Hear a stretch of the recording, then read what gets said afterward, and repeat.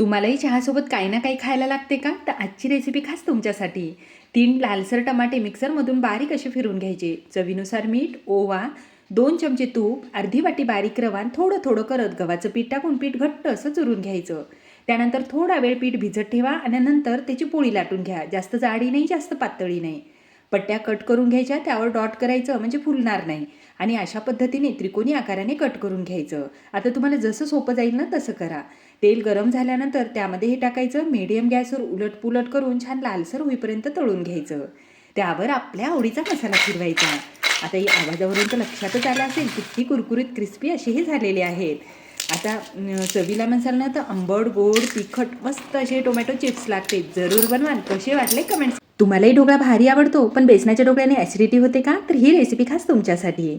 मुगाची डाळ आणि तांदूळ सारख्या प्रमाणात घेऊन स्वच्छ धुवून घ्यायचं. त्यामध्ये आंबट दही आणि थोडं पाणी टाकून अर्ध्या तासासाठी भिजत ठेवायचं.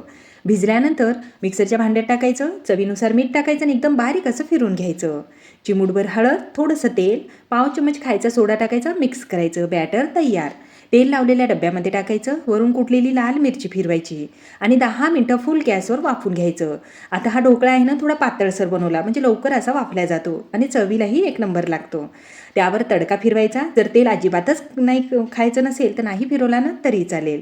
तर या ठिकाणी हलका फुलका जाळीदार मूग डाळ तांदळाचा ढोकळा तयार झाला.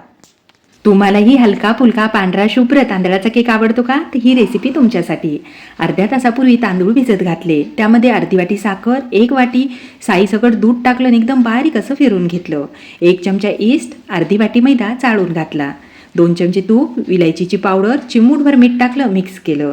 आता झाकण ठेवून 15 ते 20 मिनटंच फक्त राहू द्या. 15 ते 20 मिनटामध्ये छान असं फर्मंट होते उन्हाळा दिवस असल्यामुळे. हे पहा अजून एकदा मिक्स करायचं आणि तूप लावलेल्या वाट्यामध्ये हे टाकून घ्यायचं. वरून काळे तीळ फिरवायचे असतील तर फिरवा. त्यानंतर गरम पाण्यामध्ये फक्त 5 मिनटं राहू द्या. छान फुलल्यानंतर गॅस चालू करायचा आणि 10 मिनटं फुल गॅसवर होऊ द्यायचं. 10 मिनटामध्ये तयारच झाला. तर पाहू शकता दिसायला जेवढा मस्त दिसत आहे की नाही, चवीलाही एक नंबर आहे. खरं सांगते मी पहिल्यांदाच बनवला पण घरामध्ये सगळ्यांना प्रचंड आवडला. आता तुम्हाला कोणाकोणाला तांदळाचा केक आवडतो मला कमेंट्स करायला मात्र विसरू नका. आणि दुधासोबत बासुंदीसोबत एक नंबर असा हा केक लागतो. पण माझी बनवायची पद्धत कशी वाटली? काय माझ्या मुलांसारखं तुमच्याही मुलांना बीट खायला आवडत नाही का फारसं? तर ही रेसिपी खास त्यांच्यासाठी. मिक्सरच्या भांड्यामध्ये बीट, टमाटे, 1 वाटी रवा, अर्धी वाटी दही, अर्धी वाटी पाणी, चवीनुसार मीठ टाकायचं आणि एकदम बारीक असं फिरवून घ्यायचं. बीटचे जाडसर तुकडे राहिले असतील ना तर काढून घ्या.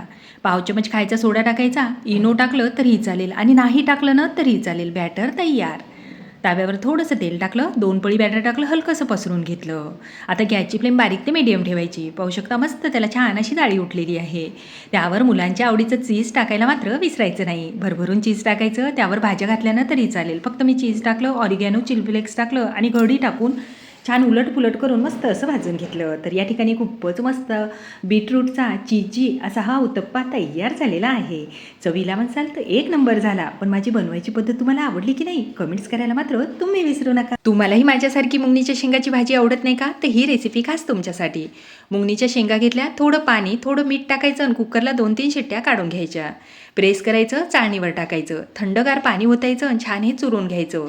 त्याबदला सगळा गर निघाला पाहिजे इथपर्यंत चुरायचं. हे पहा अशा पद्धतीने सगळा गर हा निघालेला आहे. त्यामध्ये ठेचा, बारीक चिरलेला भरपूर कांदा, कोथिंबिरी, चवीनुसार मीठ, लाल तिखट, हळद, धनाजिरा पावडर, ओवा, आमचूर पावडर आणि भरपूर तीळ टाकले. तांदळाचं पीठ, बेसन पीठ टाकायचं, मिक्स करायचं. हे पहा अशा पद्धतीने झालेलं आहे. आता त्यानंतर त्यामध्ये थोडं थोडं करत गव्हाचं पीठ टाकायचं. अशा पद्धतीने पीठ लावून घ्यायचं आहे. सुती कपडा ओला करून घेतला, त्यावर थंडगार पाणी ओतलं, गोळा घ्यायचा, त्यावर टाकायचा आणि अशा पद्धतीने थालीपीठ बनवून घ्यायचे. जाड पातळ तुम्ही कसेही बनवू शकता. हाताला पाण्याचा हात घ्या म्हणजे अजिबात चिटकणार नाही. तावा गरम झाल्यावर त्यावर टाकायचं, अलगद कपडा काढून घ्यायचा. तूप, तेल काहीही टाकून उलटपुलट करून मस्त असं भाजून घ्या. आता कुणाला कळणार सुद्धा नाही की यामध्ये भरभरून अशा मुंगणीच्या शेंगा आहेत. तुमच्या इकडे मुंगणीच्या शेंगाला काय म्हणतात मला कमेंट्स करून जरूर सांगा. चवीला म्हणसाल ना खूपच जबरदस्त झाली. पण बनवायची पद्धत कशी वाटली?